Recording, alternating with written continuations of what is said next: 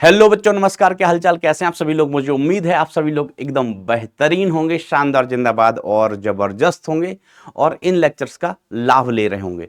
तो आप सभी का फिर से स्वागत है एक नए सेशन में, एक नए लेक्चर में। ये आधारित है अपना सरल आवर्त गति के ऊपर। किसके ऊपर? सरल आवर्त गति तथा तरंग। इस नाम से अपना लेक्चर है प्लानर में, सरल आवर्त गति तथा तरंग। लेकिन आज क्वेश्चन जो रहेंगे वो सरल आवर्त गति के ही रहेंगे। नेक्स्ट लेक्चर में 2 लेक्चर हैं अपने वेव्स एंड एसएचएम पर। तो आज अपन चर्चा करेंगे एसएचएम की, नेक्स्ट लेक्चर में अपन चर्चा करेंगे वेव्स की। ठीक है। तो कहा जाता है नगण्य मोटाई का एक अर्ध बेलनाकार कोर्स एक क्षैतिज पृष्ठ पर बिना फिसले दोलन करता है। अल्प दोलनों का आवर्तकाल ज्ञात कीजिए। कोष की त्रिज्या कितना है? आर है। संकेत मतलब आपको कोई हिंट दिया गया है। कोष का द्रव्यमान केंद्र से 2r/π स्थिति पर है। अगर ये नहीं दिया होता तो भी बेटा अपन निकाल लेते। ठीक है। अर्ध बेलनाकार कोष है, मैं डायग्राम बनाता हूं बेटा। तो इस तरीके से ये अपना क्षैतिज सतह है और इस क्षैतिज सतह पर एक अर्धबेलनाकार कोष है। इसको मैं कुछ इस तरीके से बनाता हूं बेटा। अर्धबेलनाकार आधा बेलन है भैया। अच्छा, अगर इसका मान लीजिए सेंटर ऑफ मास आपको नहीं दिया जाता तो सेंटर ऑफ मास आप कैसे निकालते इसका? देखो, बेलनाकार कोष है ना, आधा बेलन आप कैसा समझ सकते हैं? इस तरीके से ऐसा। ये तो पूरा बेलन है सामने से पूरा बेलन। ये आधा बेलन है, ऐसे रखा हुआ है, ठीक है, आधा बेलन बरोबर।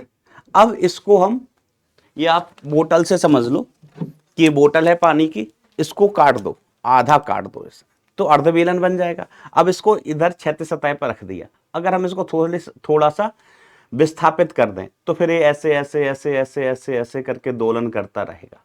तो इनके दोलन का हमें आवर्तकाल ज्ञात करना है। आप इसको फील भी कर सकते हैं। आप ऐसा समझिए, इसको मैं इस तरीके से टर्न करके मार दूं, यहां पर से टर्न करके मार दूं, तो जैसे इसको यहां पर टर्न करके मारेंगे तो ये ऐसे टी टी टी टी टी टी टी टी नाचेगा। तो इसके नाचेगा मतलब एसएचएम करेगा। इसके एसएचएम का ही हमें आवर्तकाल ज्ञात करना है। अच्छा, अभी बताओ, अब जो अर्ध बेलन है इस सामने से आपको कैसा दिख रहा है? सर ये अर्ध बेलन हमको सामने से दिख रहा है एक चाप जैसा। कैसा दिख रहा है बेटा? एक चाप के जैसा। और चाप का द्रव्यमान केंद्र निकालना आता है क्या? चाप के द्रव्यमान केंद्र का क्या फॉर्मूला होता है? कमेंट में लिखो जल्दी, फिर मैं बताता हूं।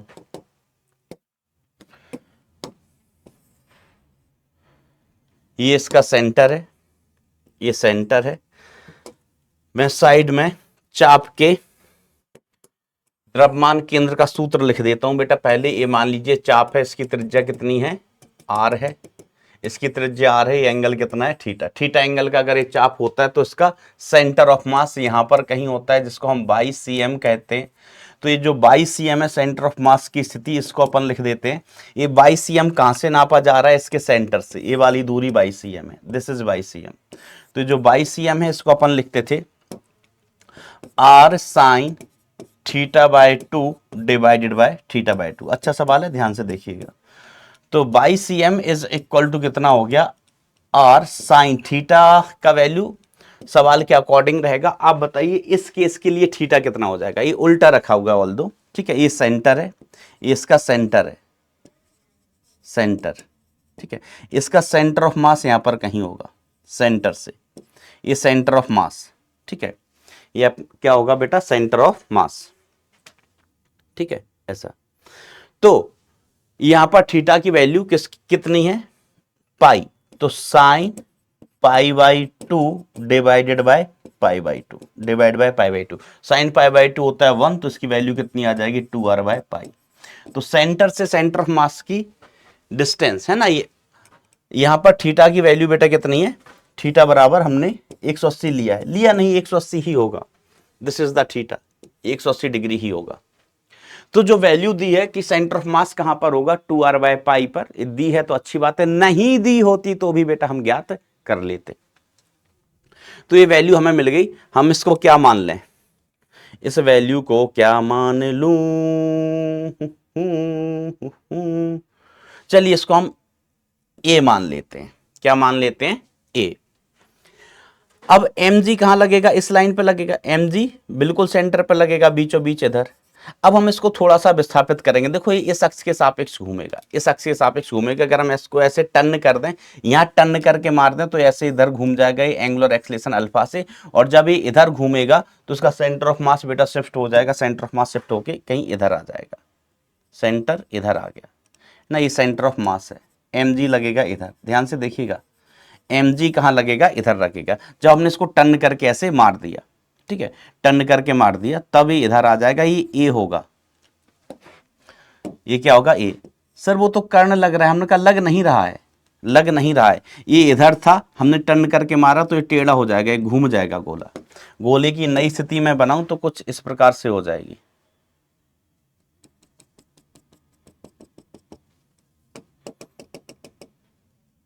गोले की नई स्थिति कुछ इस प्रकार से हो जाएगी बेटा, इस प्रकार से सेंटर ऑफ मास यहां आ जाएगा, ये गोले की नई स्थिति है।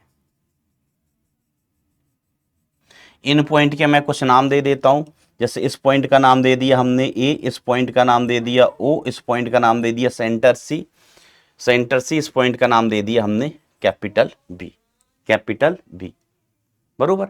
अब एसएचएम के लिए अपन क्या लिखते हैं, torque net is equal to I, कहां से, एक्सेस ऑफ रोटेशन से, है ना, एक्सेस ऑफ रोटेशन से इंटू अल्फा, इंटू अल्फा, बरोबर। एसएचएम में माइनस साइन आता है तो आप एक माइनस साइन लगा लो, माइनस साइन लगा लो। सर आएगा कैसे माइनस साइन, तो हमने कहा रुको मैं बताता हूं। अच्छा, ए mg के कारण, ए यहां पर बल एक ही है, mg एक बल है सेंटर ऑफ मास पर, एक ही बल है, तो इसका टॉर्क लिखो। तो टॉर्क अपन क्या लिखते हैं, बल गुणा बल की रेखा और संदर्भ बिंदु के बीच की लंबवत दूरी। तो बल की रेखा ये है, संदर्भ बिंदु कहां है, पॉइंट ए है, तो इनके बीच की लंबवत दूरी, ठीक है, इनके बीच की लंबवत दूरी। तो इनके बीच की लंबवत दूरी बेटा ये रही, यहां से देख लो, ये लंबवत दूरी है, जितना दूरी ये है उतना ही दूरी ये होगा, इसको हमने मान लिया b, तो ये वाली दूरी कितनी है, b है। तो mg इंटू हम b लिखेंगे, ध्यान से देखना, is equal to I axis of rotation, axis of rotation point A से पास कर रहा है, इंटू अल्फा। अब देखो अल्फा का टॉर्क देखो, सर अल्फा है कहां पर, क्लॉकवाइज। वैसे तो मैंने आपको बोला एसएचएम है, माइनस नहीं आए तो भी माइनस लगा दो, है ना, उतना लोड नहीं लेना, एग्जाम में समय भी बचाना होता है तो माइनस लगा दो, एक ही टॉर्क है। लेकिन फिर भी अगर आप देखना चाहो तो अल्फा का सेंस है क्लॉकवाइज, अल्फा का सेंस कैसा है बेटा, क्लॉकवाइज। और mg का जो टॉर्क है, mg का टॉर्क, ठीक है, यहां से e एक्सिस है, एक्सिस से mg के बल की रेखा की दिशा में उंगलियां घुमाओ, यहां से mg के बल की रेखा की दिशा में उंगलियां घुमाओ, तो उंगलियां एंटी क्लॉकवाइज घूम रही हैं, तो alpha clockwise, torque anti clockwise है, तो यहां पर एक माइनस साइन लगा दो भाई। अब हमारा उद्देश्य क्या रह गया, बी निकालना, ए निकालना, बी निकालना, आई ए निकालना, ठीक है। तो आई ए कैसे निकाला जाएगा, आई ए कैसे निकाला जाएगा, तो आइए यहां पर अपन देखते हैं।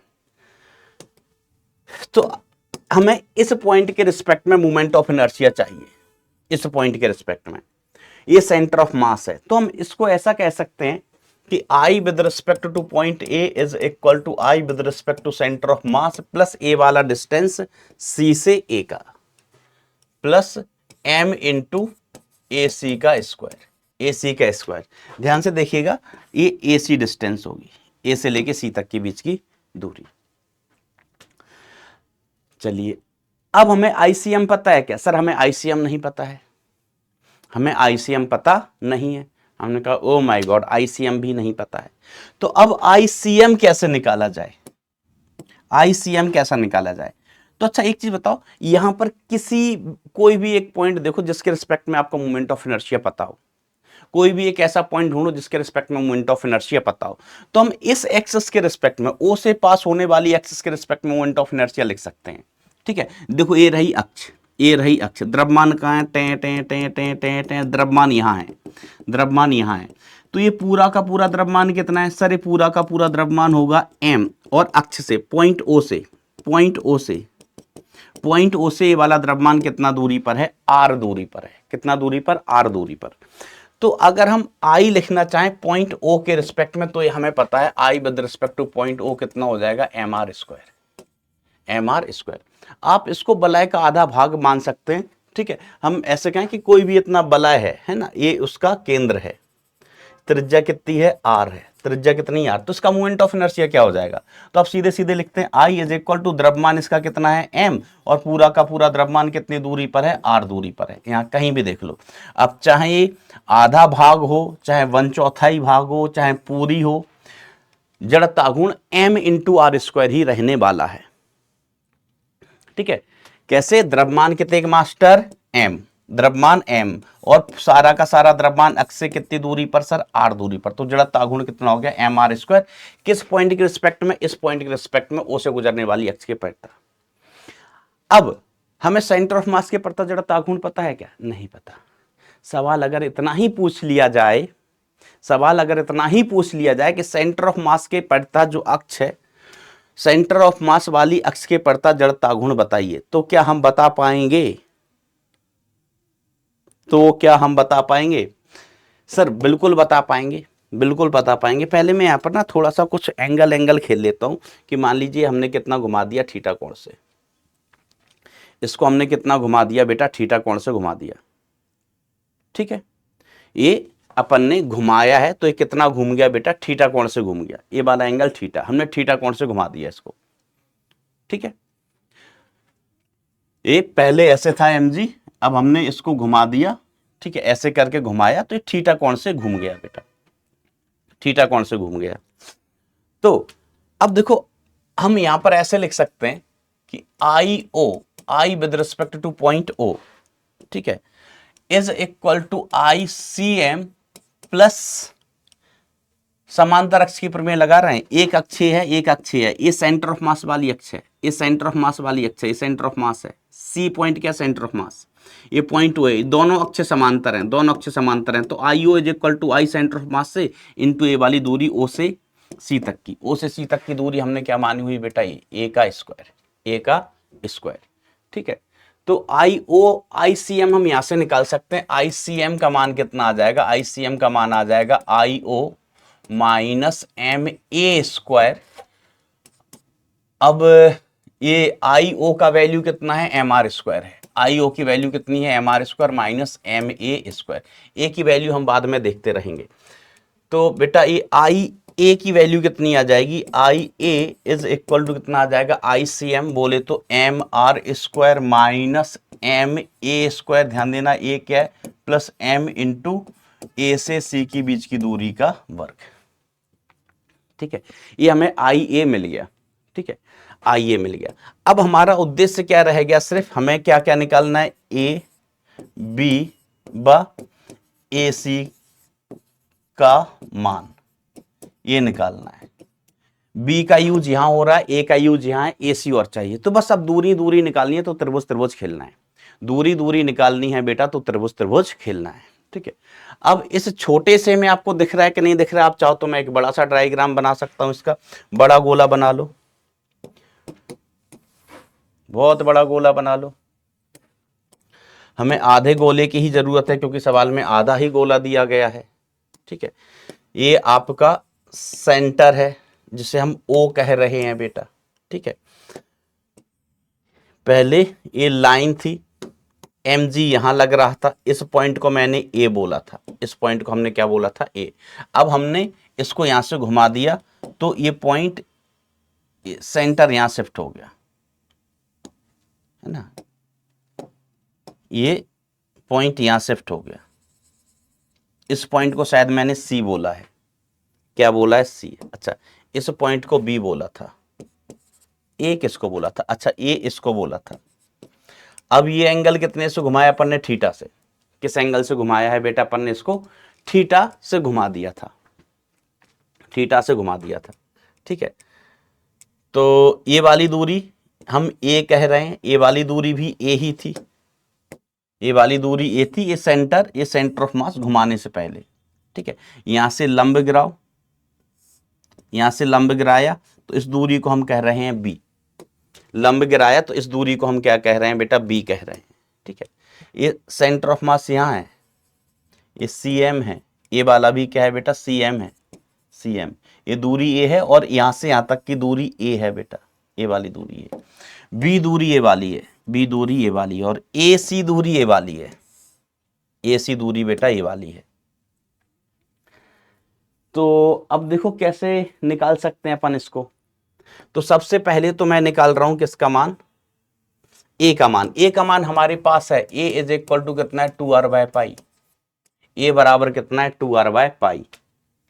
ठीक है, अब देखो हमें ये पता है, ये वाली चीज पता है और ये निकालना है, तो हम साइन थीटा लिख दें।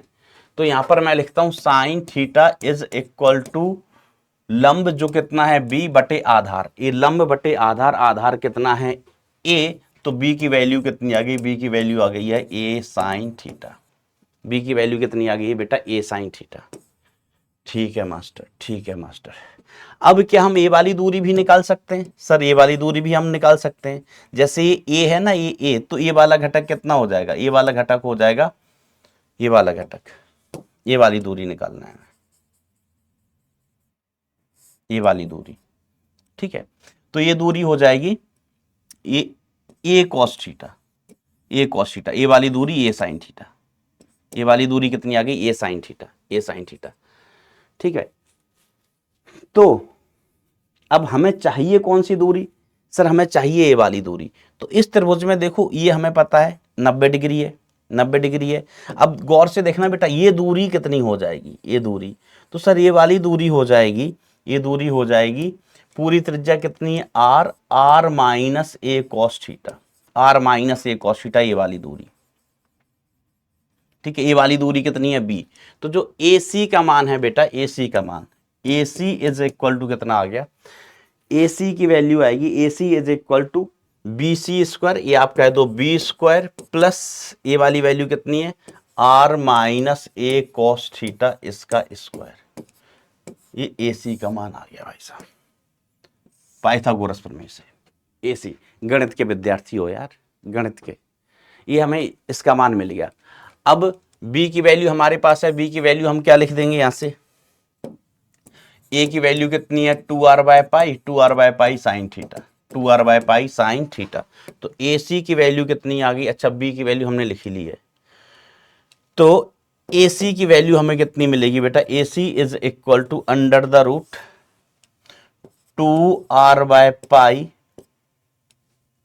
2r/पाई साइन थीटा का whole square plus R minus 2r/पाई कॉस थीटा का होल स्क्वायर, कॉस थीटा का होल स्क्वायर। ठीक है, ये हमें AC का भी मान मिल गया। ठीक है, हमें AC के वर्ग की ही आवश्यकता है, AC का वर्ग।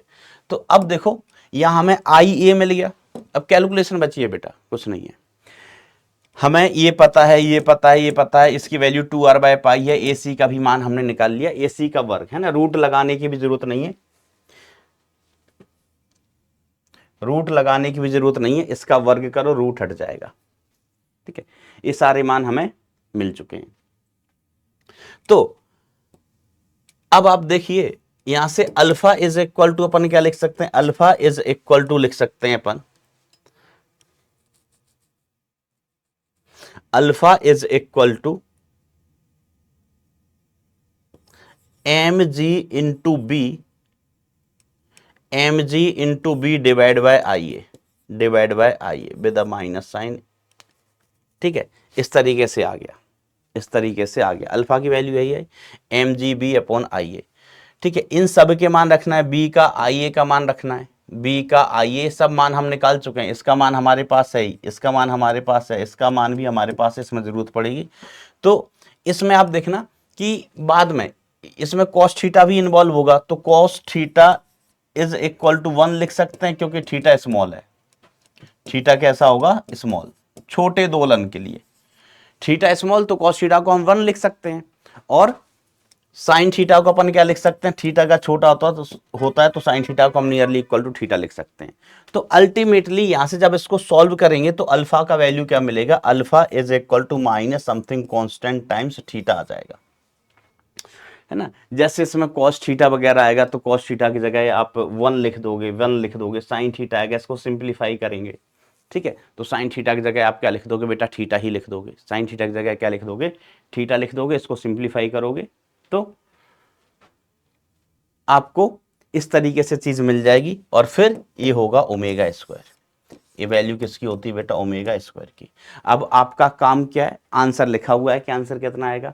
आपका काम क्या है, पहले तो आई ई निकालो, सबके वैल्यू पुट करके, सबके वैल्यू पुट करके आई ई निकालो, ठीक है।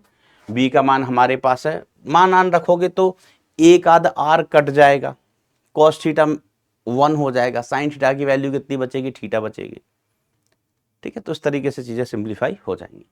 तो इसके बाद कैलकुलेशन है, ठीक है। तो कैलकुलेशन हमारा उद्देश्य नहीं होता है, अपना उद्देश्य कॉन्सेप्ट समझना कि सवाल को कैसे किया जाएगा, ठीक है। एग्जाम में अगर कैलकुलेशन करने को आता है तो फिर करनी पड़ेगी बेटा, क्योंकि कुछ सवाल ऐसे होते हैं जिसमें कैलकुलेशन का भी टेस्ट लिया जाता है, ठीक है। लेकिन ज़्यादातर जो सवाल होते हैं उनमें अगर कोई लेंदी कैलकुलेशन हो रही है तो आईटी वाले क्या करते हैं, वैल्यू थोड़ी आसान दे देते हैं, वैल्यू थोड़ी आसान दे देते हैं तो कैलकुलेशन थोड़ा इजी हो जाता है। आसान का मतलब जैसे त्रिज्या को कह देंगे सर त्रिज्या का मान पाई के बराबर है, या त्रिज्या का मान 2 पाई है। अगर त्रिज्या का मान 2 पाई बोल दिया मान लीजिए, तो जैसे हम जो ए कह रहे थे ना, ए की वैल्यू 2r/पाई है, ठीक है। तो चलो आर की वैल्यू किसके बराबर दे देंगे, पाई के बराबर दे दी, कि जो त्रिज्या है वो किसके बराबर है, पाई के बराबर। तो फिर एक कट जाएगा तो एक ही आसान सी वैल्यू मिल जाएगी, है ना। तो ऐसे आसान कैलकुलेशन करवा सकते हैं। अब पता नहीं कि इससे आसान होगी कैलकुलेशन के नहीं होगी, लेकिन इस आसान हो जाएगी, है ना। तो इसी तरीके से बेटा कैलकुलेशन को आसान करवा लेते हैं। एक दे देंगे तो आर से पाई कट जाएगा तो अपन पाई के चक्कर से बच जाएंगे ना। तो एग्जाम में इस तरीके से वैल्यूज देके क्या करते हैं बेटा, कैलकुलेशन को थोड़ा आसान कर देते हैं। चलिए हम आगे बढ़ता है। कॉन्सेप्ट आप समझ गए होंगे कि यहां से घूमेगा, यहां से इसको घुमाना है, इसको धक्का दिया तो आपको इसके रिस्पेक्ट में आई चाहिए, moment of inertia, moment of inertia इसके रिस्पेक्ट में चाहिए। फिर टॉर्क mg देगा तो सिंपल सी इक्वेशन है कि mg का torque is equal to axis of rotation से आई इंटू अल्फा।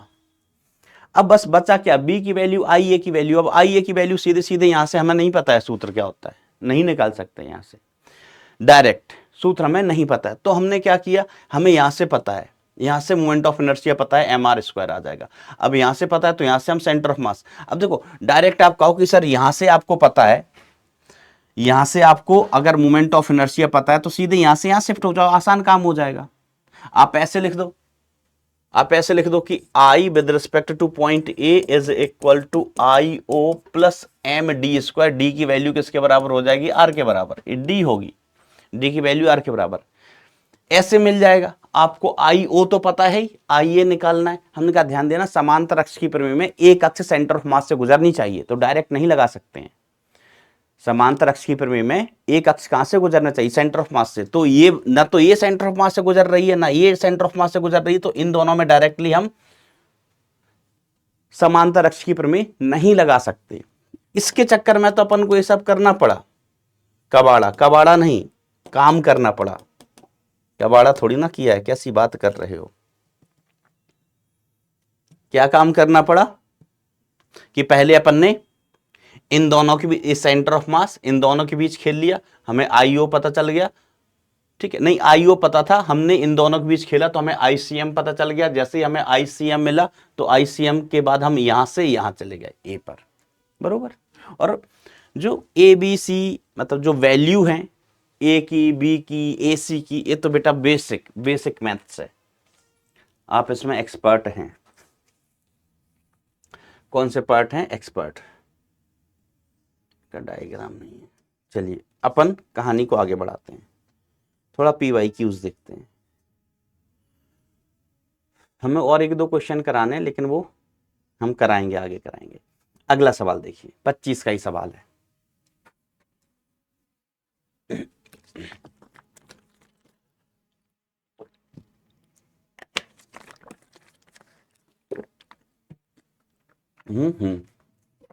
शुरू करें। एक एल लंबाई की एक समान छड़ ओ डैश को बिंदु ओ पर चित्रानुसार हिंज किया गया है। हिंज किया गया मतलब कीलकृत किया गया है। छड़ को दो समान कमानी स्थिरांक स्प्रिंग कांस्टेंट वाली द्रव्यमान रहित कमानियों की सहायता से दो दीवारों के बीच ऊर्ध्वाधर रूप से रखा गया है। एक कमानी को छड़ के मध्य बिंदु पर और दूसरी को सबसे ऊपरी बिंदु ओ डैश पर चित्र 1 के अनुसार जोड़ा गया है। देखते हैं, चित्र देखते हैं। ठीक है, तो देखो दो स्प्रिंग है और हमारे पास ये रॉड है। रॉड को मैं कुछ बढ़िया कलर से बना देता हूं। ये रॉड है इधर और यहां पर रॉड इधर है। पहले डायग्राम में क्या है, एक स्प्रिंग कनेक्ट है बेटा यहां पर और दूसरी स्प्रिंग कनेक्ट है यहां पर। दूसरे डायग्राम में दोनों ही स्प्रिंग को बीच से जोड़ दिया गया है।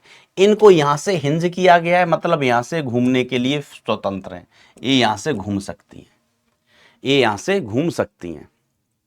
ठीक है, अब ये रोटेशनल एसएचएम का सवाल है कि हम इसको थोड़ा सा घुमा के छोड़ देंगे। ये रॉड ऐसी है, इसको घुमा के छोड़ देंगे तो ऐसे टिंग टिंग टिंग टिंग टिंग टिंग करेगी। ऐसी बेटा ये वाली रॉड है, इसको हम एक साइड थोड़ा सा ऐसे घुमा के, ऐसे पकड़ के घुमा के, है ना, ये ऐसे है टेढ़ा करके ऐसे छोड़ देंगे तो टिंग टिंग टिंग टिंग टिंग टिंग टिंग टिंग ऐसे करती रहेगी।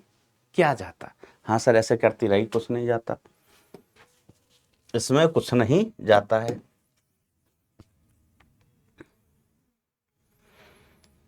तो देखिए सीधी वाली रॉड, कौन सी वाली रॉड बेटा? सीधी वाली रॉड।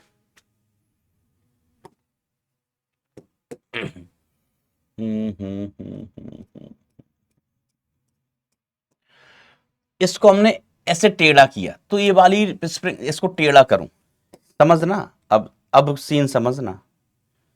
इसको मैंने यहां से टेढ़ा किया ऐसे, तो क्या होगा, ये वाली स्प्रिंग दब जाएगी। ठीक है, ये मान लीजिए खिंच गई है कितनी x, तो ये दब जाएगी कितनी 2x। ये x बेटा तो ये 2x होगा, समझ रहे हो, ये x है तो ये 2x है। सिमिलर ट्राइंगल है, आप देख सकते हैं। ये x है तो ये वाली वैल्यू कितनी हो जाएगी, 2x हो जाएगी। ओके, अब इसको अपन ने इधर घुमाया तो स्प्रिंग खिंच गई है, तो इस स्प्रिंग पर बल लग रहा होगा बेटा इस दिशा में। इस स्प्रिंग पर बल लगेगा इस दिशा में कितना, kx, और ये दब गई है, ये स्प्रिंग 2x से दब गई है, तो यहां पर बल लग रहा होगा, यहां पर बल लगेगा कितना, k into 2x, k into 2x। ठीक है, यहां पर बल कितना लग रहा है, इस पर बल कितना लग रहा है, इस पर बल लग रहा है बेटा kx। ठीक है, स्प्रिंग में ये खिंचाव कितना है, ये वाला खिंचाव है बेटा x। ठीक है, इस एंगल को हमने कह दिया थीटा। अगर हम थीटा का मान निकालना चाहें तो अपन ऐसे लिख सकते हैं, है ना, एंगल छोटा है तो कोण बराबर चाप बटे त्रिज्या। चाप कितना, x, त्रिज्या कितना है l/2, तो 2 चला गया ऊपर। x का मान निकालना चाहें तो x का मान आ गया थीटा इंटू l/2। x का मान कितना आ गया बेटा, थीटा इंटू l/2। जब जरूरत पड़ेगी तब पुट कर देंगे। तो अब हम इसके लिए सॉल्व कर रहे हैं तो लिखेंगे net torque is equal to I with respect to O into alpha. Point of hinge से यहां से घूम रही है, यहां से घूम रही है। टॉर्क दोनों का, इसका और इसका, दोनों का टॉर्क सेम सेंस में होगा। टॉर्क होगा कितना, इसके के एक्स का कितना होगा, बल कितना है के एक्स, लंबवत दूरी कितनी l/2, प्लस ऊपर वाला बल कितना है के इंटू 2x, और लंबवत दूरी कितनी l/2 is equal to I rod का एक किनारे से जड़ता गुण होता है ml²/3 into alpha, ml²/3 into alpha. ठीक है सर, ये दोनों को जोड़ क्यों दिया, दोनों को बेटा इसलिए जोड़ दिया ना, यहां से देखो कि x इधर है तो इसका टॉर्क एंटी क्लॉकवाइज, इसका टॉर्क सर एंटी क्लॉकवाइज, दोनों के टॉर्क एंटी क्लॉकवाइज हैं, सेम सेंस में, इसलिए जुड़ जाएंगे। और अल्फा हमने क्लॉकवाइज माना हुआ है ना, आपको पता है ना। वैसे मैं इसको बताने वाला भी नहीं था, हम ऐसे ही कह देते थे कि यहाँ कहने वाले थे कि एक माइनस साइन लगा लिया करो। SHM में माइनस साइन आता है। आएगा क्यों? अल्फा क्लॉकवाइज इनके टॉर्क एंटी क्लॉकवाइज हैं, इसलिए माइनस आ जाएगा। अब हम x की यहां पर वैल्यू पुट कर देंगे। तो पहले तो बेटा ये L से L को माफ कर दो, ठीक है। तो ये आ जाएगा k/2, x की वैल्यू कितनी है? Theta into L/2, theta into L/2 plus ये कितना है? 2k theta into L/2 is equal to कितना? ml alpha /3 with a minus sign. अब और देखो क्या कट रहा है, L से L उड़ा दो और इस 2 से 2 उड़ा दो, इस 2 से 2 उड़ा दो, तो अंततः इसकी वैल्यू कितनी आ गई? ये 2 दूनी 4, 4, तो ये 5,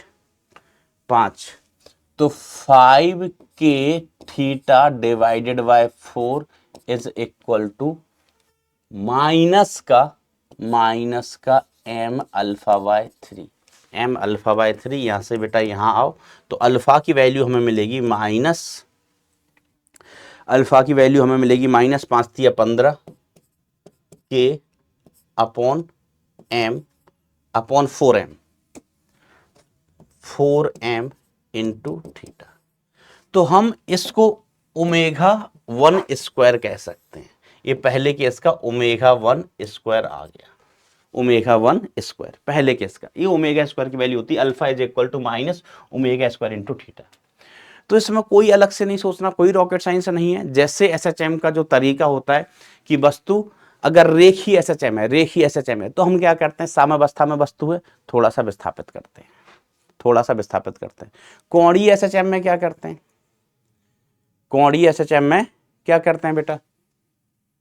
तो कोणीय SHM में वस्तु को थोड़ा सा अपनी जगह से घुमा देते हैं, है ना? ऐसा। चलिए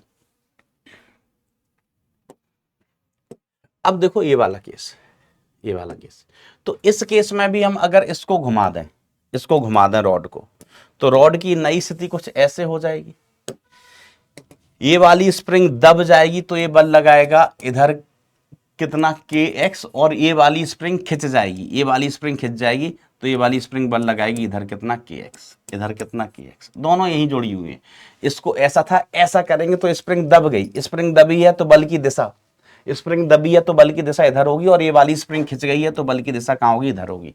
इस एंगल को हम बोल रहे हैं कितना? थीटा। x क्या है बेटा? इसमें संपीड़न, स्प्रिंग की मध्य अवस्था से संपीड़न ये कितना है? x है। तो इस केस में हम नेट टॉर्क लिखें तो आप लिखो कमेंट सेक्शन में, साइड हो गया, आप लिखो, बनाओ। ऐसे बहुत सवाल आते हैं बेटा। अब देखो ये 2 हैं तो ये एडवांस का सवाल हो गया, थोड़ा ज्यादा टाइम लगेगा। मेंस में भी ऐसा सवाल पूछा गया है, अपन ने क्लास में किया भी है, ठीक है। उसमें क्या था कि सिर्फ एक केस था, स्प्रिंग 2 ही थी, केस 1 था, ठीक है। केस 1 था, कम टाइम लगा। मेंस का सवाल 2 कर दिए, टाइम थोड़ा ज्यादा लगेगा। अब 2 केसेस है तो गलती होने के चांस भी थोड़े बढ़ जाते हैं, ऑब्वियसली बेटा बढ़ ही जाएंगे। अगर थोड़ी सी लापरवाही बरतोगे तो गलती होने के चांस बढ़ जाते हैं बस। लेकिन लापरवाही बरतना क्यों है? एडवांस में अगर आपको ऐसा सवाल मिला है जो आपको समझ में आ रहा है कि क्या करना है, और आपने पहले ऐसे सवाल किए हुए हैं, तो फिर उसमें गलती नहीं होना चाहिए।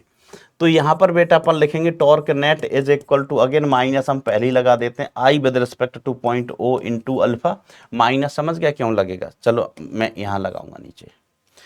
तो टॉर्क कितना? के एक्स भी इधर है, दोनों का टॉर्क सेम सेंस में होगा, तो के एक्स इंटू L/2 प्लस के एक्स इंटू L/2 जुड़ गए, दोनों सेम सेंस में, इज इक्वल टू यहाँ माइनस आई ओ की वैल्यू ml² इंटू अल्फा हो गया, ठीक है। एक L से एक L पहले ही चटका दो, तो इधर से k/2 के ये कितना बचा? k इंटू एक्स बचा, ये ऐड होके kx/2 क्या बचा? kx बचा है। तो k और x की वैल्यू कितनी? x की वैल्यू यहां से हो जाएगी थीटा का मान कितना आया था? थीटा इंटू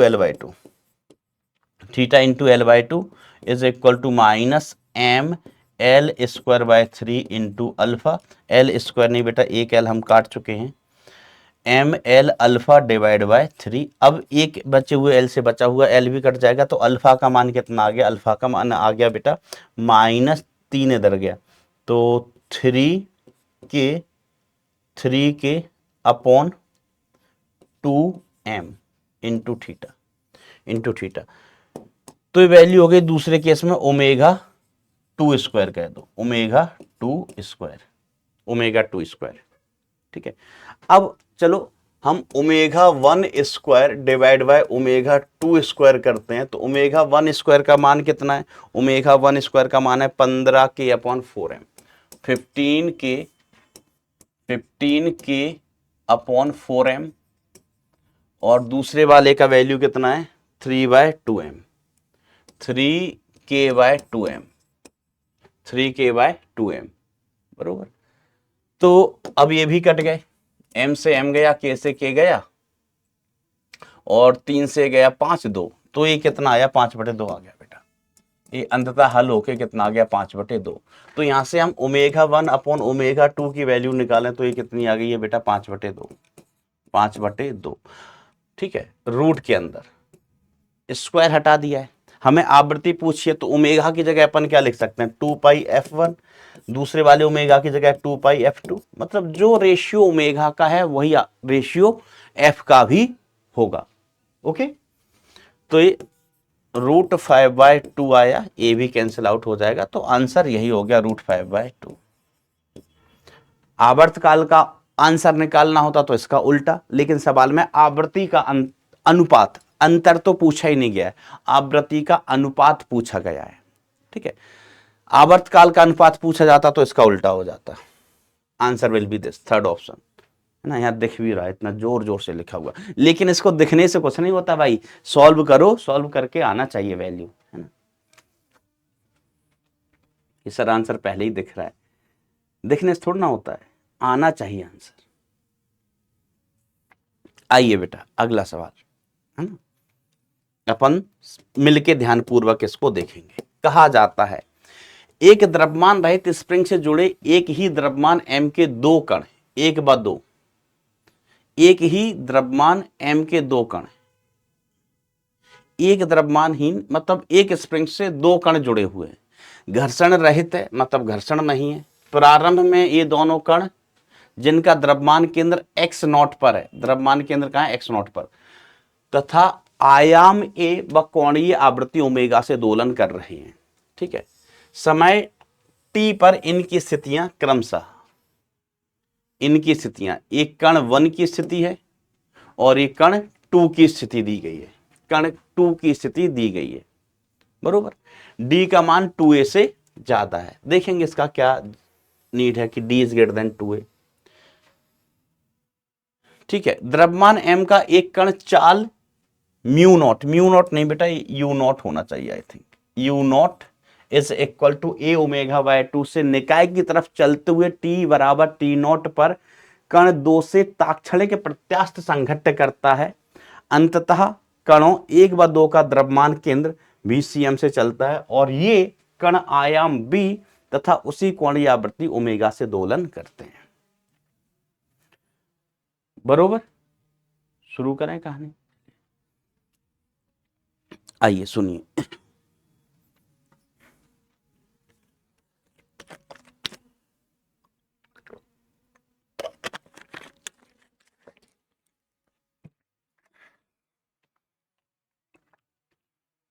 इस सवाल थोड़ा अच्छा क्यों हो गया, क्योंकि सारी चीजें लैंग्वेज के पदों में दी हैं, भाषा के पदों में दी हुई हैं, लेकिन यह अच्छी बात यह है कि थोड़ा डायग्राम भी दे दिया है। मैं समझाता हूं, एक कण 2 है, एक कण 1 है, ठीक है, इसका भी द्रव्यमान m, इसका भी द्रव्यमान m, तो इनका सेंटर ऑफ मास कहां रहेगा, यहां पर बीच में रहेगा, ये इनका सेंटर ऑफ मास हो गया। ये कहां पर है, x बराबर x0 पर है, x बराबर x0 पर, ठीक है, x बराबर x0 पर। जो कण 1 का विस्थापन है वो कितना है, x0 plus d plus a sine omega T.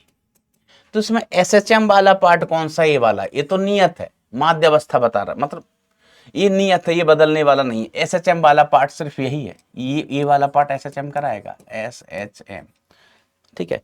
x2 की अगर अपन बात करें तो x2 आपको दिया गया है x not minus D, x not minus D minus A sign omega T, यही दिया हुआ है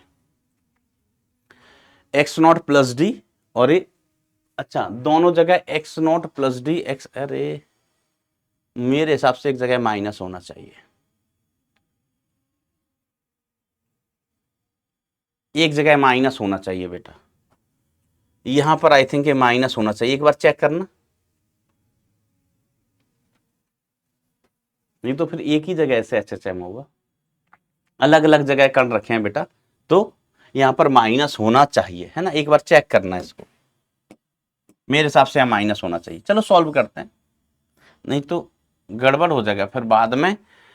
t बराबर अगर हम 0 लेंगे, देखो कैसे, अगर यहां पर हमने प्लस मान लिया, t को 0 रखो, यहां भी t को 0 रखो, सर यही माना है, t बराबर 0 पर ये वाला कण और ये वाला कण सेम जगह हो जाएगा, तो सेम जगह कैसे हो सकते हैं, दो द्रव्यमान एक ही जगह कैसे इकट्ठे हो जाएंगे, दो द्रव्यमान, बीच में स्प्रिंग है भैया, बीच में स्प्रिंग है, तो दो द्रव्यमान पास आएंगे पास आएंगे पास आएंगे पास आएंगे, बीच में स्प्रिंग है, स्प्रिंग दबेगी, ये दोनों एक जगह तो कभी नहीं आ पाएंगे, ठीक है, तो यहां माइनस होना ही चाहिए, अब हमें कोई कंफ्यूजन इसमें नहीं है।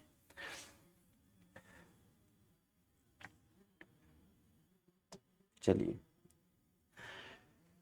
सवाल में ये कहा जाता है कि t बराबर इतने पर 4b² अपॉन a² का मान क्या हो गया, b² क्या है भाई, अच्छा b नया आयाम है, अंततः कण 1/2 का द्रव्यमान केंद्र की चाल VCM है और a आयाम b से उसी कोणीय आवृत्ति से चलते हैं, तो ये आयाम b क्या है, नया आयाम, नया आयाम, अभी मैं समझाता हूं सवाल, ये ओमेगा वही है द्रव्यमान केंद्र का वेग, देखो हुआ क्या, ये आया इससे टक्कर करेगा, ये आएगा इससे टक्कर करेगा, तो इससे अगर टक्कर करेगा तो आयाम बदल जाएगा, जब ये टक्कर नहीं कर रहे हैं तब आयाम कितना है इनका, ए है, आप देख सकते हैं SHM यहां पर हो रहा है, SHM यहां हो रहा है, यहां पर SHM का आयाम कितना है बेटा, ए है,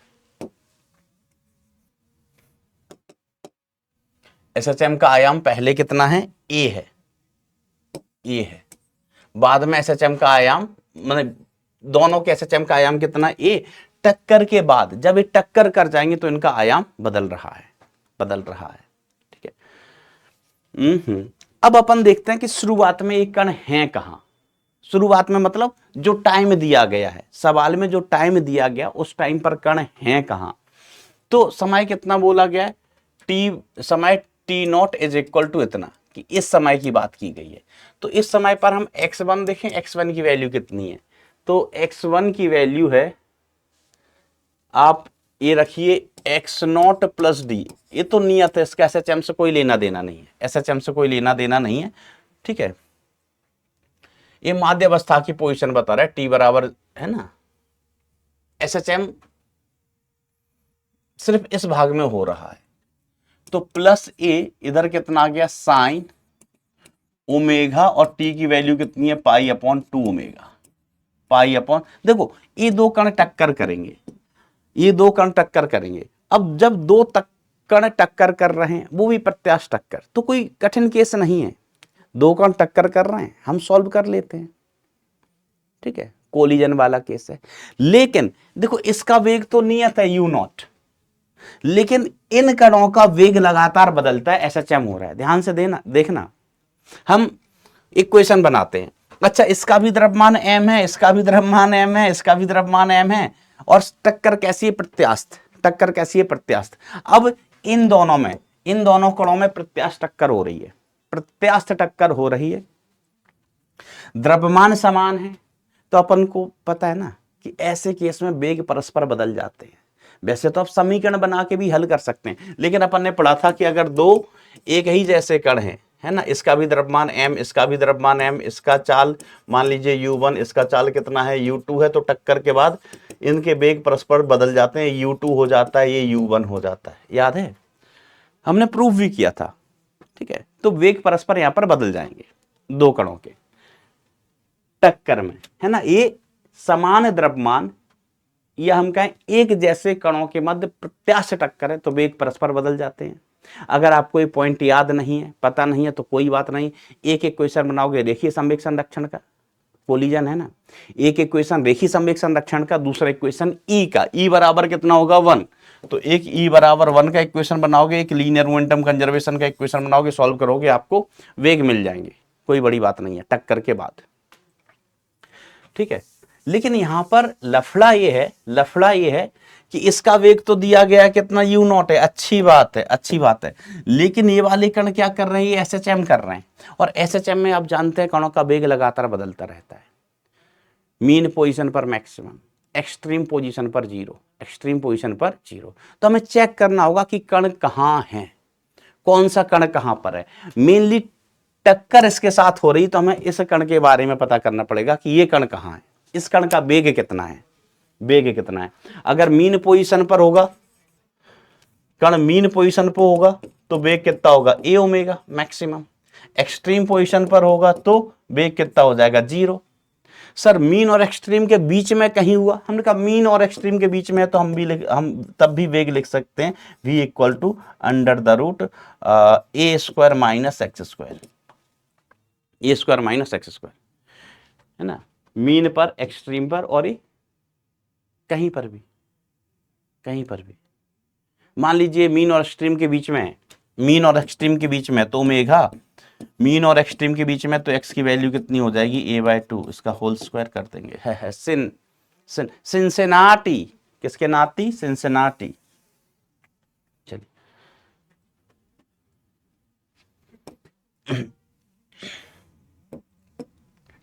शुरू करें, ओमेगा से ओमेगा कट के π/2 है, तो इसकी जो वैल्यू आएगी वो कितनी आएगी, x0 प्लस डी प्लस ए, x0 प्लस डी प्लस ए। तो SHM वाला पार्ट तो भैया यही है ना, और ये इसकी वैल्यू ये है, ये तो दूसरा वाला कण का है, दूसरा वाला कण। फिर भी हमें समझ में आ गया ये प्लस ए है, SHM वाला भाग है, तो ये किस जगह है, एक्सट्रीम पोजीशन पर, एक्सट्रीम पोजीशन पर है कण, कण कहाँ है बेटा, एक्सट्रीम पोजीशन पर, ठीक है, ये वाला। और ये कण जा कहाँ रहा था, यहां पर ये प्लस ए साइन ओमेगा टी था, तो ये वाला कण यहां जा रहा था, यहां जा रहा था, और जाते जाते जाते जाते जाते जाते जाते जाते कहां पहुंच गया बेटा, ये कण एक्सट्रीम पोजीशन पर पहुंच गया, एक्सट्रीम पोजीशन पर पहुंच गया। इसमें खिंचाव कितना आ गया, ए आ गया। दूसरे कण की बात करें तो दूसरे कण के केस में भी ना बेटा, ये टी की जगह π/2 रखेंगे, कट जाएगा, यहां पर टी बराबर π/2 दिए गए समय पर, T naught is equal to π/2 omega पर, इसका जो विस्थापन आएगा वो कितना आ जाएगा, x minus D naught, x0 minus D minus A आएगा। इसकी वैल्यू पुट करो, ये 1 हो जाएगा, तो x0 माइनस डी का तो SHM से कोई लेना देना नहीं है, ठीक है, ये तो पोजीशन बता रहा है कण की माध्यावस्था में कण कहाँ है, और ये माइनस ये आ गया, मतलब एक्सट्रीम पोजीशन पर है, और कौन सी एक्सट्रीम पर, नेगेटिव में, है ना, देखना यहाँ माइनस लगा हुआ है ना, माइनस, तो ये कण कहाँ जा रहा था, ये कण जा रहा होगा, इस तरफ जा रहा होगा, और चलते चलते किस समय, टी नॉट बराबर π/2 ओमेगा, जिस समय टक्कर करानी है, कण यहां पहुंच गया एक्सट्रीम पोजीशन पर। अगर कण एक्सट्रीम पोजीशन पर है भाई साहब, तो ये वाला कण ब्राह्म में होगा, ये वाला कण किस अवस्था में होगा, रेस्ट में। ये वाली दूरी कितनी है, ए है, ये वाली दूरी कितनी है, ए है। तो अब हमें एक चीज समझ में आई कि टक्कर के समय टक्कर के समय क्या हो रहा है, टक्कर के समय दोनों कण एक्सट्रीम पोजीशन पर है, मतलब दोनों कणों का वेग 0 है टक्कर के समय का, टक्कर के समय का। अब टक्कर करवाओ, टक्कर करवाओ तो इसका वेग इसको मिल जाएगा, आफ्टर टक्कर, आफ्टर टक्कर इसका वेग इसको मिल जाएगा, मतलब जो कण 3 है ये रेस्ट में आ जाएगा, और इस कण को कितना वेग मिल जाएगा, कण 2 को कितना वेग मिल जाएगा, u0। इसका मान कितना दिया है, u0 का मान दिया है a ओमेगा/2, है ना, ये भी अच्छा सवाल है बेटा, a ओमेगा/2 मान दिया हुआ है। चलिए अब ये b क्या है, b है, अब टक्कर हो चुकी, अब हमें कण 3 से कोई लेना देना नहीं है, टक्कर हो गई है भैया, इसने आके टक्कर दे दी, ये आपका ये आया इससे टकराया, तो इसको वेलोसिटी मिल गई, तो उसके पास और एनर्जी आ गई, और एनर्जी आ गई, तो SHM का टाइम पीरियड बदल गया होगा, SHM का जो एनर्जी है वो बदल गया होगा, एसएचएम का आयाम भी बदल गया होगा, टाइम पीरियड नहीं बदलेगा। टाइम पीरियड किस पे डिपेंड करता है, टाइम पीरियड किस पे डिपेंड करता है ना। टाइम पीरियड अपन टी लिखते हैं, t is equal to 2 pi under the root m by k equivalent, m by k equivalent, ये टाइम पीरियड होता है। ठीक है, चलिए टाइम पीरियड पर हम आएंगे बेटा अभी।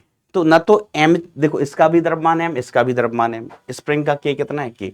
तो टक्कर के पहले और बाद में, है ना, जिससे पूछा जाता सवाल में क्या आवर्तकाल बदल जाएगा, अगर कण आया टकराया टक्कर की तो क्या आवर्तकाल बदल जाएगा, हम कहें नहीं बदलेगा, न तो एम बदल रहा है ना के बदल रहा है, द्रव्यमान वही है, स्प्रिंग भी वही है।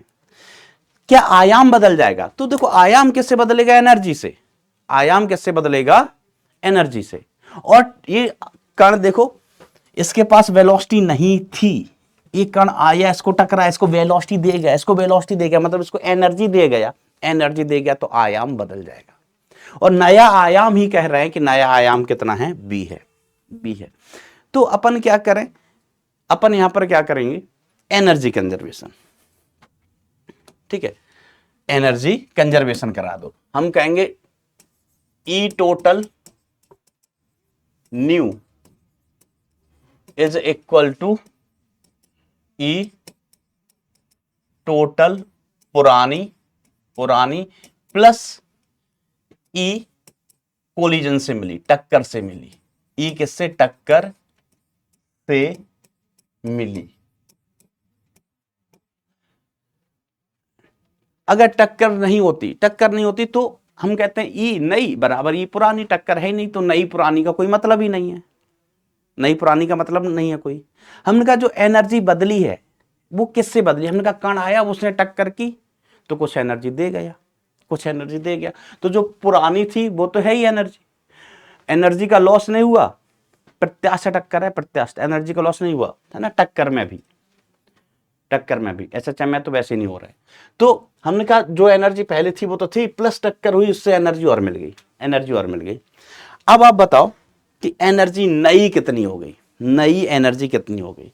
तो हमने कहा देखो एनर्जी टोटल को आप काइनेटिक के पद ऐसे लिख सकते हैं, काइनेटिक एनर्जी मैक्सिमम एसएचएम में is equal to potential energy maximum is equal to potential energy plus kinetic energy, ऐसे लिखते हैं एसएचएम में। ये मीन पोजीशन पर, ये एक्सट्रीम पोजीशन पर, ये कहीं बीच पर। हमें क्या दिया गया, आयाम दिया गया है, तो आयाम है तो हम पोटेंशियल एनर्जी के पदों में एनर्जी लिख लें।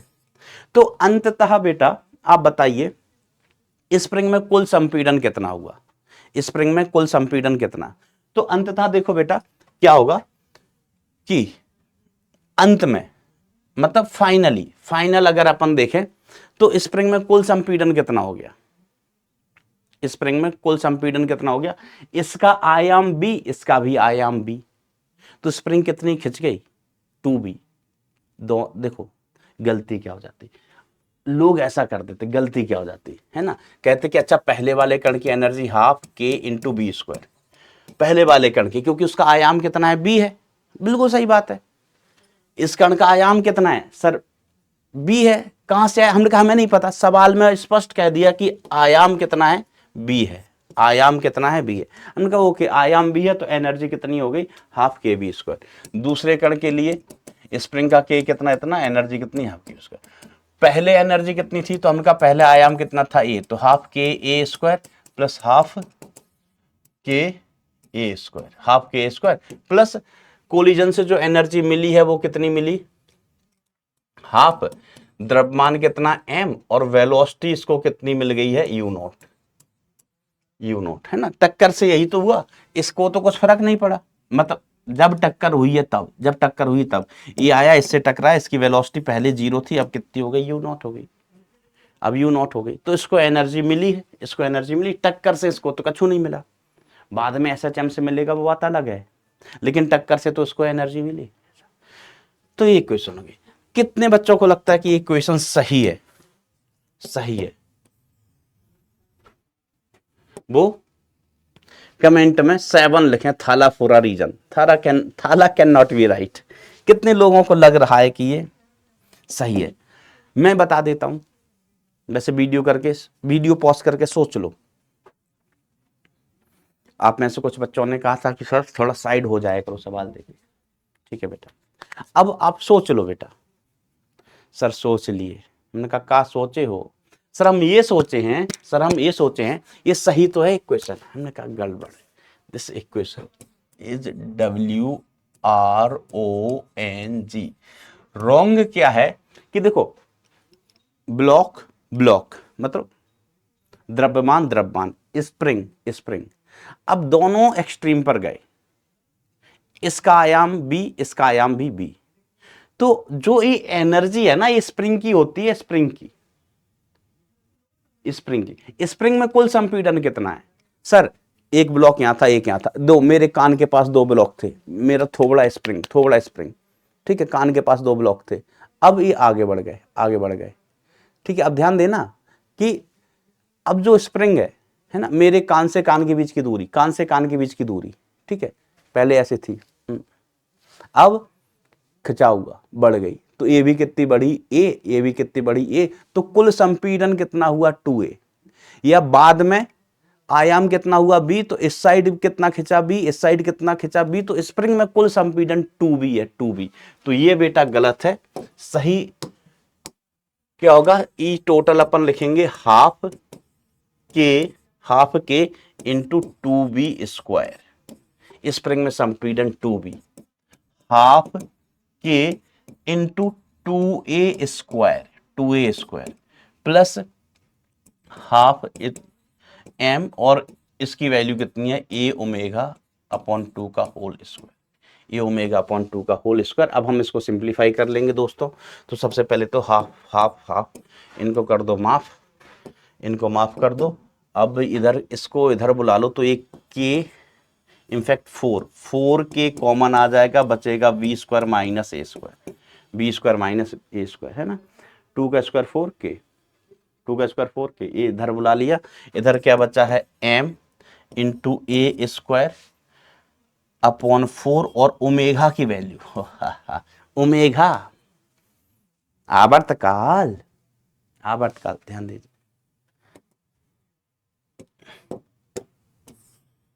ध्यान देना। तो बेटा इस केस में अपन क्या लिखते थे, याद करो, t is equal to 2 pi under the root m प्रभावी, m effective upon k equivalent. Spring तो एक ही है स्प्रिंग, लेकिन यहां पर जो m इफेक्टिव है, या हम इसको कह देते थे रिड्यूस्ड मास, m रिड्यूस्ड, याद है, कोई बाहरी बल नहीं है। m रिड्यूस बराबर क्या होता था? m1 m2 divide by m1 plus m2। System पर कोई बाहरी बल नहीं है, ठीक है। तो रिड्यूस्ड मास का कॉन्सेप्ट याद करो बेटा। अपन ऐसे पढ़ते थे कि एक ब्लॉक है जिसका द्रव्यमान m1, एक ब्लॉक है इसका द्रव्यमान m1, यहाँ एक स्प्रिंग जुड़ी हुई है, इस दूसरा ब्लॉक है इसका द्रव्यमान m2। तो ये बताया था ना बेटा कि रिड्यूस मास वाला कॉन्सेप्ट लगाते हैं इसमें अपन। सेंटर ऑफ मास के सापेक्ष, सेंटर ऑफ मास के सापेक्ष एक्सएचएम हो रहा है, ठीक है, यहाँ पर कोई एक्सटर्नल फोर्स नहीं है। तो रिड्यूस मास यहां पर कितना आ जाएगा? म्यू इज इक्वल टू, दोनों ही m m है बेटा, तो m into M divide by 2m, तो ये m/2 आ गया। कितना आ गया? m/2। तो ध्यान दीजिए आवर्तकाल कितना आया? आवर्तकाल आया m/2 डिवाइड बाय k। हमें बेसिकली क्या चाहिए? ओमेगा, हमें चाहिए omega.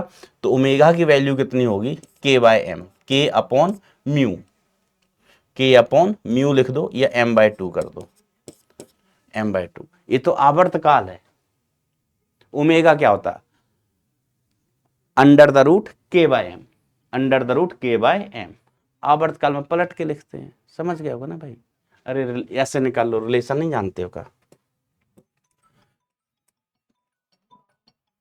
t is equal to 2 pi by omega, तो t पता है तो ओमेगा निकाल लोगे।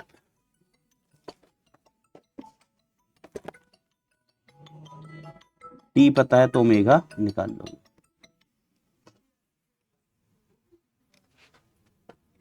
इसका वर्ग है।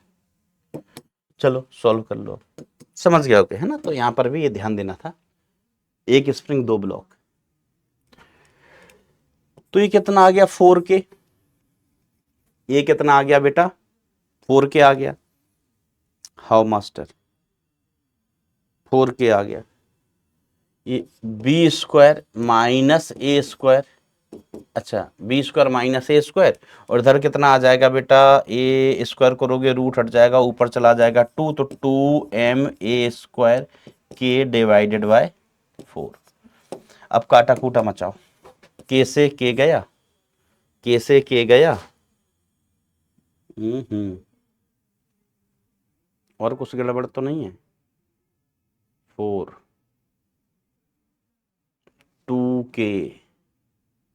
2k डिवाइड बाय m, ठीक है। चलिए देखते हैं, के से के गया और m से भी m गया है ना बेटा, ये इधर अपॉन में m और बचेगा, अपॉन में m और बचेगा, m से m गया, इससे ये गया कितना आ गया, 2 आ गया, इससे ये गया कितना आया, 2, 8। मैंने कुछ कैलकुलेशन देखना इसका, ये इधर चला गया, हाँ m ए ओमेगा का स्क्वायर 4 आया, यहाँ पर कितना आया, 4 आया, और m/2 2 चला गया ऊपर, 2 कहाँ चला गया, ऊपर चला गया, इसका ये ओमेगा, ठीक है। तो अब ये वैल्यू कितनी आ रही है, ये 4b² minus a square is equal to, इधर से कितना बचा है, a² divided by 8, a² divide by 8,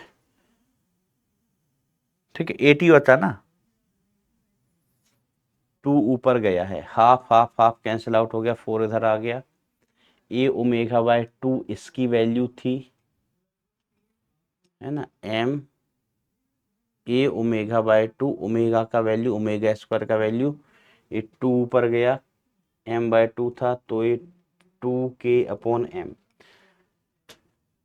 ठीक है। तो यहां से b² इज इक्वल टू कितना आ गया, a² bye 8 plus 2, a² bye 8 plus a², तो b² की वैल्यू कितनी आई है, b² की वैल्यू आई है 9a²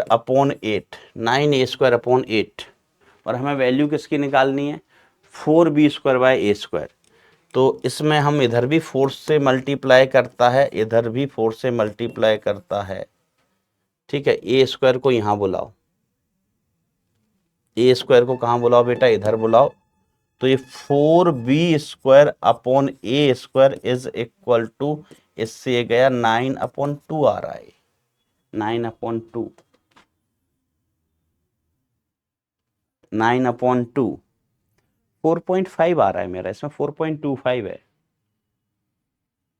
9/2 बोले तो 4.5, ये कह रहे हैं 4। तो बेटा एक बार ना कैलकुलेशन चेक करना, एक बार कैलकुलेशन चेक करना, अब मैं दोबारा से कैलकुलेशन नहीं कर रहा हूं, कैलकुलेशन अब चेक करेंगे, ठीक है। ये नई एनर्जी, ये वाला तो मैंने आपको बोल ही दिया है, तो गलत रहेगा, है ना, अब इसको भूल जाओ। नई एनर्जी, पुरानी एनर्जी, और टक्कर से जो एनर्जी मिली है वो हाफ m, और वेलोसिटी कितनी, a ओमेगा² बाय 2,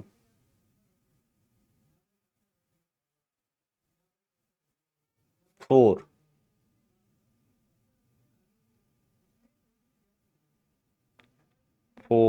m/4 a² ओमेगा का वैल्यू √2/m। तो एक बार बेटा चेक करना है ना, देखना कैलकुलेशन करना, फिर कुछ प्लस माइनस हो, अगर होगा तो फिर अपन देखेंगे बाद में, अगर मैं देखूंगा कि कोई कैलकुलेशन प्लस माइनस हो तो मैं देखूंगा, आप एक बार चेक कर लेना, आप एक बार चेक कर लेना। फंडा समझ गए, सवाल अच्छा था थोड़ा सा, है ना, कि ये आया इससे टकराएगा, इससे टकराएगा, तो ऐसा चमका टाइम पीरियड नहीं बदला, ओमेगा वही रहा जो पहले है, सवाल में अभी बोला गया कि ओमेगा वही रहता है, ओमेगा वही है, बदल क्या गया है आवर्तकाल, सॉरी आवर्तकाल नहीं बदला, बदल क्या गया है आयाम, ठीक है, आयाम नया बी दिया गया है, ठीक है। हमने एनर्जी का इक्वेशन बनाया, कितनी एनर्जी, ए नई एनर्जी, आयाम इतना है, तो हम कहेंगे पहले की एनर्जी प्लस टक्कर से मिली एनर्जी, प्लस कण को टक्कर से मिली एनर्जी, ठीक है। ऐसा यू नॉट ही मिल गई क्या पूरी, यस यू नॉट मिली है, और यू नॉट की वैल्यू ए ओमेगा बाय 2 है, ठीक है, वो अपन ने पुट कर ली। आगे बढ़ते हैं, अगला पार्ट देखिए, यदि संघट t बराबर 0 पर हो तो t बराबर 0 पर संघट होगा तो x1 बराबर कितना आया, x1 बराबर आया x0 प्लस डी, t बराबर 0 रखेंगे तो यहाँ पर 0 आ जाएगा, और x2 बराबर कितना आ जाएगा x0 माइनस डी, माइनस का 0 आ जाएगा, ठीक है। SHM में t बराबर 0 रखो इन इक्वेशंस में, t को आप 0 रखोगे, t को 0 रखोगे तो ये 0 हो गया, ये वाला पार्ट 0 हो गया, ये वाला पार्ट 0 हो गया, इसका मतलब कण कहाँ है, मीन पोजीशन पर है, ठीक है। इसका मतलब कण मीन पोजीशन पर है, कण मीन पोजीशन पर है, मीन पोजीशन पर है, किस समय, टक्कर के समय, टक्कर के समय, अगर कण टक्कर के समय मीन पोजीशन पर है, मीन पोजीशन पर है। अब SHM से देखो, एक कण कहां जा रहा है, इधर जा रहा है, वेलोसिटी कितनी v नॉट, दूसरा वाला कण यहां जा रहा होगा, वेलोसिटी कितनी v नॉट, सर क्यों, हमने कहा इसमें प्लस है, plus a sin omega T, और इसमें minus a sin omega T है, तो ये प्लस एक्सट्रीम की तरफ जा रहा है, ये माइनस एक्सट्रीम की तरफ जा रहा है, दोनों कण हैं कहां, मीन पोजीशन पर, एक कण अपनी मीन पोजीशन पर, एक कण अपनी मीन पोजीशन पर, मीन पोजीशन है ना MP, MP। तो देखो अभी इसका मान कितना, a into omega, maximum velocity इसका मान कितना, a इंटू ओमेगा। अब इनका कोलिजन करवाओ, इनका कोलिजन करवाओ, हमें क्या निकालना है, GCM नहीं VCM, VCM सेंटर ऑफ मास का वेग अपॉन a ओमेगा का मान निकालना है, सेंटर ऑफ मास का वेग निकालना, सेंटर ऑफ मास यहां होगा ठीक बीचों बीच, तो इसका वेग कितना u नॉट, तो इसकी इससे टक्कर कराते हैं, द्रव्यमान इसका भी m, द्रव्यमान इसका भी m, तो वेग क्या होंगे सर जी, वेग परस्पर बदल जाएंगे, वेग परस्पर बदल जाएंगे, एक जैसे कण हैं, तो इसका वेग कितना हो जाएगा, इधर की तरफ हो जाएगा v नॉट, इधर की तरफ v नॉट हो जाएगा, और इसका वेग कितना हो जाएगा सर, इसका वेग इधर की तरफ हो जाएगा कितना, u नॉट, कितना हो जाएगा, u नॉट हो जाएगा, बरोबर। ऐसा दो से ही टकरा रहा है, यस, एक कण कहाँ जा रहा था, इधर जा रहा था, सिंसिनाटी, किसके नाती, सिंसिनाटी, इसको यहां मिल गया, इसको यहां मिल गया।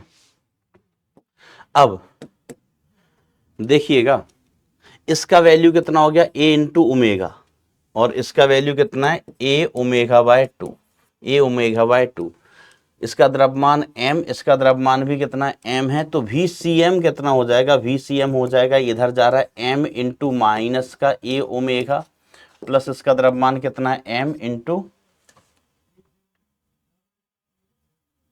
a omega by 2, a omega by 2, ठीक है, डिवाइड बाय कुल द्रव्यमान, कुल द्रव्यमान कितना आ गया 2m, 2m।